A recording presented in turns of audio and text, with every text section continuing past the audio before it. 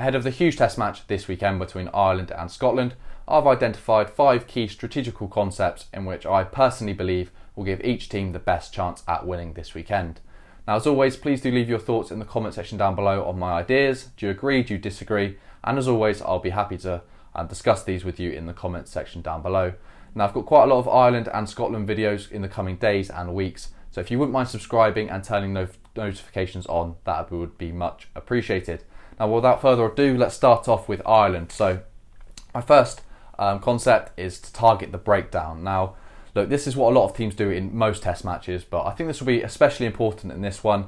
Now, considering Scotland will be almost pressured via the match circumstances to play rugby to try and score some points, I think this will be really important to sort of slow down the Scottish ruck ball, so getting the likes of the big Irish forwards, your Caelan Dorrises, Josh van der Fleers, on that ball to really slow down the ruck speed of the Scottish scrum half Ali Price, so he can't get the ball away quite as quick, and it'll also give the Irish defence a lot more time to reset and sort of gain some line speed and sort of attack the Scottish attackers as opposed to sort of being on the back foot. Also, when teams like Scotland play sort of high tempo fast ball, they can often get isolated, so it gives the Irish jackalers, the likes of Tadhg Burns, a lot of time to get over that ball and win penalties, which will ultimately result in 3 points or great territorial advances via the boot of Johnny Sexton kicking to touch. Point number 2, no loose kicking. Now, I think the Scots have got a really dangerous back 3. I wouldn't like to be sort of giving Duhan van der Merwe and your Darcy Grahams and Blair Kinghorns a big sort of 30-40 metre run up in loose play. So I think if the Irish sort of play to a game plan of kicking to compete, so you get your sort of James Lowe's, Mac Hansons in the air, or simply just kick to touch, I think that'll be sort of a good idea in terms of making the game a little bit more structured and benefit the Irish game plan a little bit more. Point number 3 is to focus on the maul. Now, look, I'm not necessarily saying this is a key to winning the match, but in terms of going further on in the tournament, I'd like to see a little bit more from the Irish maul. Now, I'm very well aware that they played a very strong South African team which has got great maul defence in the last game, so that's probably a reason as to why they couldn't quite get their maul off as liked. But if they can really turn that maul into an attacking weapon, that could really bode well for the Irish later on in the tournament. Now, the Irish maul, historically, and going back over the last sort of 18 months, especially against New Zealand in the summer tests of 2022, it was really effective. So the Irish definitely have the capability to have a brilliant rolling maul, and I'd just like to see a little bit more from them in that respect. Now, another thing to focus on is the line out. Now, I think this is a lot of Irish fans' sort of main things in which they want them to focus on. They obviously struggled against South Africa. I think it's struggled a little bit against Samoa in the Rugby World Cup warm-up matches. And look, the Irish have got some brilliant line-out jumpers, some great throwers, with Dan Sheehan coming in at number 2 for Kelleher. Maybe that will shore up the line-out a little bit more. But yeah, it's more going into the knockout stages. You don't want to have a faltering line-out, and you want to have use this week as a week to get some real confidence into your line-out ball. Point number 5 is play to structure.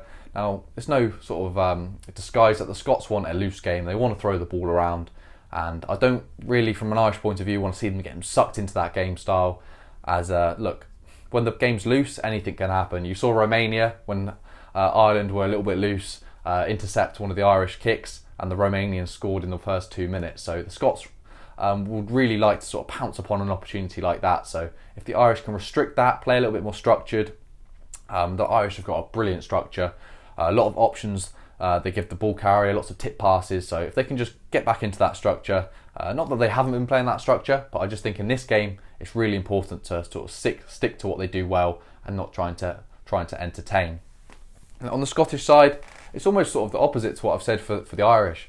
The Scots will want high-paced ruck ball and the ability to give the outside backs, the really dangerous outside backs, a lot of time on the ball and give them a lot of space as well. So high-paced ruck speed, is sort of the main sort of key pillar which enables attacking rugby. So the ability for Ali Price to get the ball away from the ruck as quick as possible will be vital. Now, it doesn't just stem down to Ali Price, it means the forwards have got to be really mobile and clear that ruck ball out as quick as possible. As I said, the Irish will most likely be targeting the rucks, as most teams do in any match. But the Irish have got some real talents over the ball, so the ability for the Scottish forwards to clear them out and generate that fast ruck ball will be imperative to their success.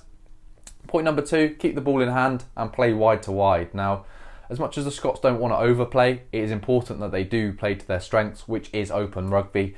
As I said, use the high-speed ruck ball and keep the ball in hand. Don't be kicking to the Irish side, because the Irish really know how to keep hold of a ball. And as soon as you give the Irish possession in, even around the halfway, they don't often just kick it away. They like to keep hold of that ball, and it could be another 2-3 minutes before you get the ball back. And what's most likely is that the Irish will either, secure a penalty or line break or something like that, which can really hurt the Scottish chances. So I'd say the Scots have really got to keep hold of the ball when they can have it, and make the most of it. Go wide to wide, get the ball in the hands of Darcy Graham, give it to Doohan. Even if it's not in the most favourable position, just get the ball to the best players and try and work some magic and open up the game, really.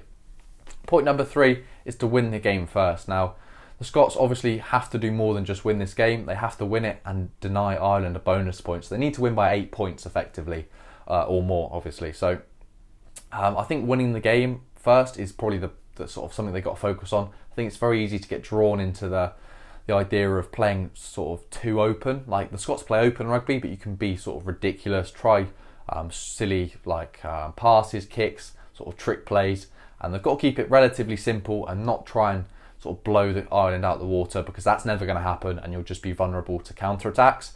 So yeah, Scots have got to win the game first. So that means kick the 3 points that are on offer, in the first half especially, build a score and don't try and get silly and try and win the game from the sort of first 30 seconds via silly means. Point number 4, use them all consistently and constantly. I think the Scottish maul's a real weapon. They seem to get a really, really good setup.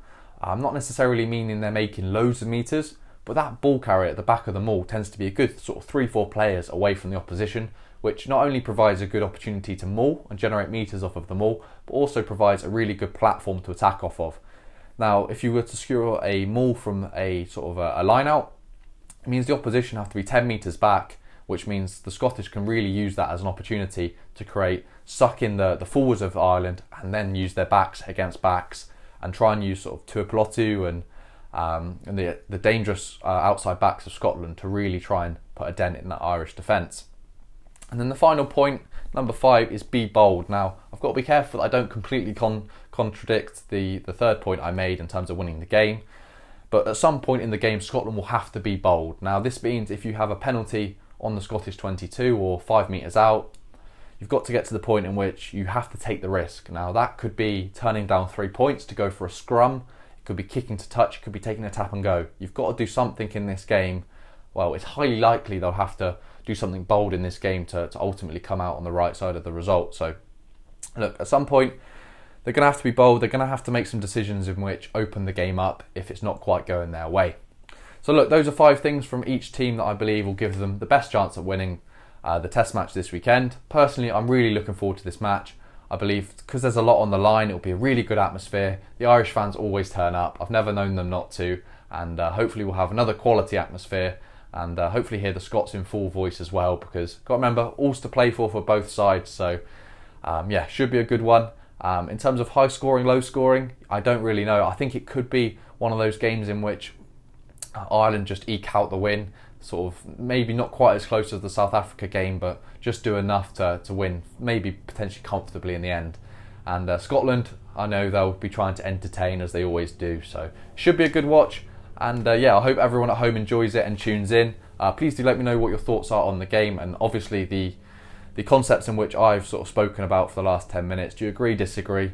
And yeah, I'll let you discuss that in the comment section down below, and I'll hopefully join in with a few of those discussions. So yeah, thank you very much for watching.